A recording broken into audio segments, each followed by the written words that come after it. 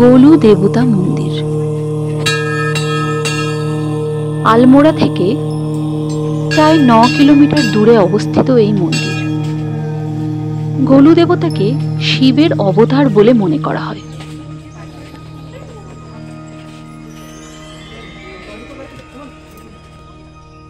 এই হলো মন্দিরের ভিতরে যাওয়ার রাস্তা।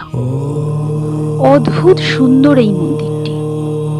এই মন্দিরের অন্যতম বৈশিষ্ট্য হলো এখানে বিভিন্ন আকারের প্রায় লক্ষ লক্ষ ঘণ্টা বাঁধা আছে এবং এই ঘণ্টার সাথে ঝোলানো আছে চিরকুট।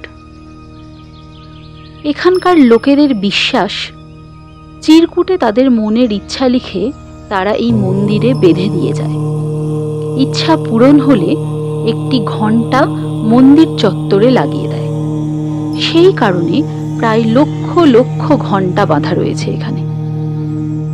এইভাবে মনের ইচ্ছা একটি কাগজে লিখে বেঁধে দিয়ে যায় সবাই।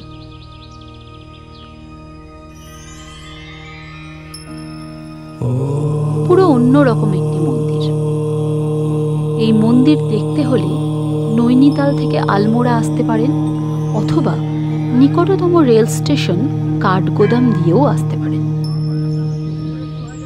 জয় গোলু দেবতার জয়। আজকের মতো এখানেই শেষ করলাম। অবশ্যই পাশে থাকবেন আমাদের। ধন্যবাদ।